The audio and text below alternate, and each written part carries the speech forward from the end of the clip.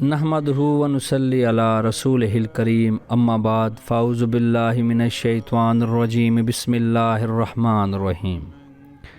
میرے بھائیوں، ہم لوگوں نے عقائد کی ایک سیریز کا آغاز کیا ہے اور اس کی یہ دوسری ویڈیو ہے، اور اس ویڈیو کے اندر انشاءاللہ عز و جل ہم کوشش کریں گے کہ توحید کا تعارف سمجھیں، توحید کا عنوان سمجھیں اور یہ بات سمجھیں کہ توحید ایک مسلمان کے لیے کیوں اور کس حد تک ضروری ہے۔ توحید دین اسلام کی اساس اور بنیاد ہے، جس پر دین اسلام اپنی انفرادیت کے ساتھ کھڑا ہے۔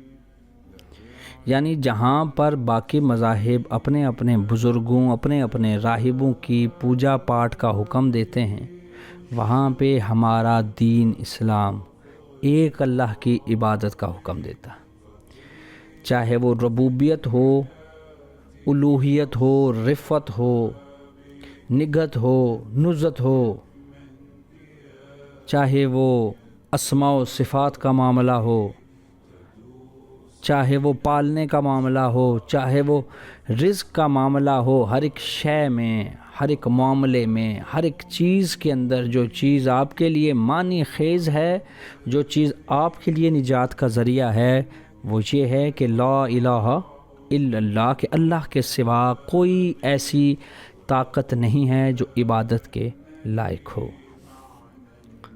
ہمارے وہم و گمان کے اندر چیزیں بعض اوقات ایسی پیدا ہو جاتی ہیں جن سے ہمیں ایسا معلوم ہوتا ہے کہ شاید یہ بھی ہماری کوئی مدد کر سکتے ہوں، شاید یہ بھی ہمارے کام آ سکتے ہوں۔ تو یاد رکھیں، کام آنا، مدد کرنا، نصرت کرنا صرف اور صرف اللہ کی ذات کے ساتھ منسوب ہے۔ بیان میں نقطۂ توحید آ تو سکتا ہے، بیان میں نقطۂ توحید آ تو سکتا ہے، تیرے دماغ میں بت خانہ ہو تو کیا کہیے۔ جب آپ کے دماغ کے اندر ہی یہ چیز بنیادی طور پر داخل نہ ہو سکی کہ اللہ کے سوا کوئی ایسا مددگار نہیں ہے، کوئی ہمارا پالن ہار نہیں ہے، کوئی ہمارا غریب نواز نہیں ہے سوائے اللہ کے، مشکل کشا فریاد رس سوائے رب ذوالجلال کے علاوہ کوئی نہیں ہے۔ جب آپ کے دماغ میں یہی چیزیں ہی داخل نہیں ہوئی، اور دماغ کے اندر انا کا بت ہے، دماغ کے اندر بزرگ پرستی کا بت ہے، دماغ کے اندر مسلک پرستی کا بت ہے، اور آپ قرآن کی آیات کا انکار بھی کر رہے ہیں، اور ساتھ یہ بھی کہہ رہے ہیں کہ بھائی ہم تو بہت بڑے مواحد ہیں اور ہمارے اوپر توحید ہی ہے اور ہم صرف توحید کی ہی بات کرتے ہیں، تو اسی لیے تو شاعر کہہ رہا ہے کہ بیان میں نقطۂ توحید آ تو سکتا ہے۔ تمہاری باتوں سے، تمہارے لب و لہجے سے، تمہاری گفتار سے یہ بات نظر تو آ رہی ہے کہ تم توحید کے پرستار ہو، تم اللہ کی وحدانیت کے قائل ہو، تمہاری زبان پر تو ہے پر تمہارے کردار سے ثابت نہیں ہو رہا۔ تمہارے دل و دماغ میں وہی بزرگ، وہی بابے، وہی کہانیاں بس چکی ہیں جن کہانیوں کے اندر تم نے اپنے بڑوں کو، اپنے آباء و اجداد کو پایا تھا۔ بیان میں نقطۂ توحید آ تو سکتا ہے، تیرے دماغ میں بت خانہ ہو تو کیا کہیے۔ توحید ایک بہت بنیادی جزو ہے جس کو ہم کبھی بھی چھوڑ نہیں سکتے۔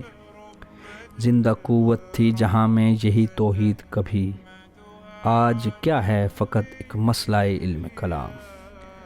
توحید ایک ایسا معاملہ ہے جو تمام انبیاء اور رسول کی ایک کمبائنڈ دعوت تھی، جو آدم علیہ السلام سے لے کر سرکار دو عالم صلی اللہ علیہ وآلہ وسلم تک تمام انبیاء کا ایک ہی دعویٰ تھا کہ اللہ کے سوا کوئی عبادت کے لائق،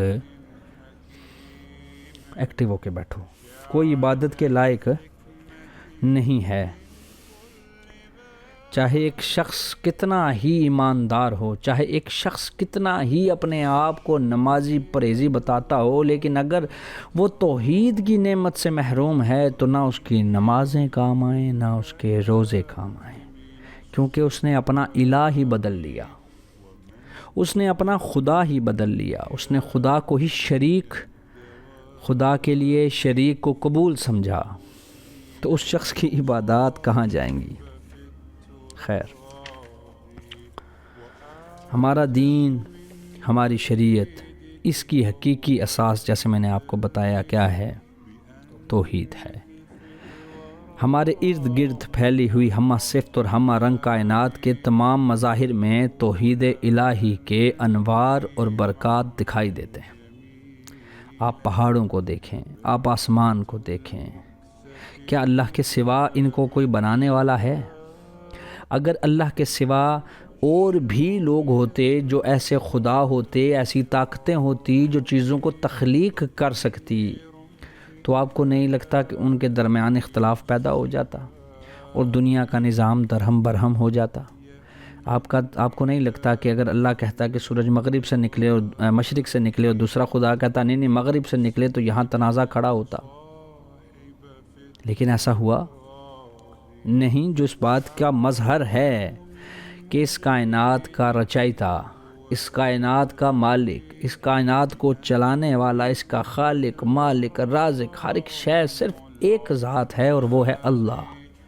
اللہ کے سوا کوئی نہیں۔ یہ سوچ پیدا کرنی ہے کہ کل ہم نے اللہ کو جواب دہی کرنی ہے۔ ہمارا ہر عمل جو ہم کرتے ہیں اس کی جواب دہی کل کو ہم نے اللہ کو کرنی ہے۔ اس کے اوپر پختہ یقین توحید ہے نا، اسی پر پختہ یقین نہ ہو، دوسرے بزرگوں بابوں کے جا کے اب وسیلے دے رہے ہیں، جو اپنے نیک عمل کر کے اس دنیا سے جا چکے، جو اپنے بد عمل کر کے اس دنیا سے جا چکے، جو اللہ کے خود تقرب حاصل کرنے کا ذریعہ ڈھونڈتے رہے، آپ ان کے تقرب سے اللہ تک پہنچنے کی کوشش کرتے ہیں، جب تو اللہ کہتا ہے میں تمہاری دعائیں سنتا ہوں، کوئی پکارنے والا پکارے تو میں بہت قریب ہوں، میں تمہاری شہرک سے بھی قریب ہوں، میں جانتا ہوں تم کیا کہتے ہو، میں سنتا ہوں تم کیا بولتے ہو، تم نے کیا چھپا رکھا ہے، تم رات کے اندھیرے میں کیا کرتے ہو، تم دن کے اجالے میں کیا کرتے ہو، تم نے کیا کیا پہلے، تم کیا کرو گے آگے، یہ سب اللہ جانتا ہے۔ تو جب اس چیز کے اوپر پختہ اور کامل یقین ہو جائے نا، تو اس کے بعد کوئی چیز بھی آپ کے لیے نا معنی نہیں رکھتی۔ میرے بھائیوں، جیسے میں نے آپ کو بتایا کہ اسلام میں جتنے بھی انبیاء آئے ان سب کا ایک ہی نعرہ، ایک ہی دعویٰ تھا، کیا؟ کہ اللہ کے سوا کوئی عبادت کے لائق نہیں ہے۔ اسی طرح اللہ قرآن میں فرماتے ہیں کہ اے پیغمبر، تجھ سے پہلے ہم نے جو رسول بھی بھیجا اس کی طرف یہی وحی کی کہ میرے سوا کوئی معبود نہیں، الا انا فاعبدون، پس یہ ہے کہ تم نے میری ہی عبادت کرنی ہے، کیونکہ اور کوئی ہے نہیں، اللہ کے سوا اور کوئی عبادت کے لائق ہے نہیں، اس کے جیسا کوئی ہے نہیں، وہی ہے وہی ہے وہی ہے۔ تو اللہ نے کہا کہ تم سے پہلے انبیاء کا بھی یہی تھا، اور پھر پیغمبر آخر الزماں سرکار دو عالم صلی اللہ علیہ وآلہ وسلم اپنی تبلیغ کا آغاز بھی اسی توحید سے کیا۔ آپ نے فرمایا قولوا لا الہ الا اللہ تفلحوا، لوگو اس بات کا اقرار کرو، یقین رکھو۔ قرآن کے اندر آتا ہے فَاعْلَمْ أَنَّهُ لَا إِلَهَ إِلَّا اللَّهُ، اس حدیث میں آتا ہے قولو، تم کہو۔ سرکار فرما رہے ہیں اپنی امت کو، کیا کہتے ہیں؟ قولو، کیا کرو؟ کہو، کیا؟ لا الہ الا اللہ تفلحوا، تاکہ تم فلاح پاؤ، یعنی فلاح پانے کا ایک ہی ذریعہ، وہ ذریعہ یہ کہ اللہ کے سوا کوئی عبادت کے لائق نہیں ہے۔ قرآن کے اندر آتا ہے فَعْلَمْ أَنَّهُ لَا إِلَهَ إِلَّا اللَّهُ، کہ جان لو، یاد رکھو، تمہارے پاس کوئی دوسرا راستہ نہیں ہے سوائے اس کے کہ اللہ کے سوا کوئی عبادت کے لائق نہیں ہے۔ اسی طرح ایک روایت میں آتا ہے کہ سرکار دو عالم صلی اللہ علیہ وآلہ وسلم فرماتے ہیں کہ میں تمہاری طرف اللہ کا رسول بن کے آیا ہوں، میں تمہیں حکم دیتا ہوں کہ اللہ کی عبادت کرو اور اس کے ساتھ کسی کو شریک نہ ٹھہراؤ، چاہے وہ بت کی صورت میں ہے، چاہے وہ بزرگ پرستی کی صورت میں ہے، چاہے وہ مسلک پرستی کی صورت میں ہے، چاہے وہ کسی بھی صورت میں ہے، آپ نے اللہ کے سوا کسی کو معبود نہیں بنانا۔ یہ آج ایک چھوٹا سا تعارف تھا توحید کا، اس میں ہم نے صرف توحید کو سمجھا ہے، صرف توحید لفظ کو سمجھا ہے۔ یہ ہمارے لیے کیوں امپورٹنٹ ہے؟ انشاءاللہ عز و جل اگلی نشست میں جو ہم توحید کے اوپر بنائیں گے اس کے اوپر ہم آپ کو بتائیں گے کہ اس کی کیا گہرائیاں ہیں۔ تو دعاؤں میں یاد رکھیے گا۔ اللہ آپ کا اور ہمارا حامی و ناصر ہو۔ السلام علیکم ورحمۃ اللہ وبرکاتہ۔